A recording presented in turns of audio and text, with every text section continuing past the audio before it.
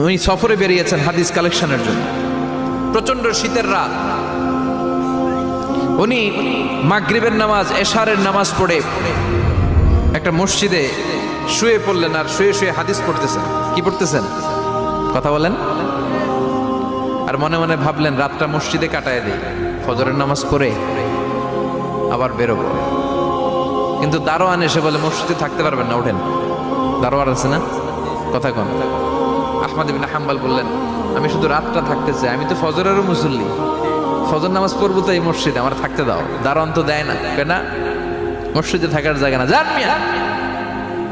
উনি যে আহমদ ইবনে হাম্বল এটা চিনে নাই, থাকতে দেয়। কি করবে এখন? উনি কাঁথা গুছিয়ে হাদিসের কিতাব নিয়ে কাঁধের মধ্যে ব্যাগ নিয়ে মসজিদ থেকে বেরোয় গেলেন। কি আর করবেন, প্রচন্ড শীত, আর কাঁপতেছেন বুড়ো মানুষ। পথিমধ্যে দেখলেন বাজার,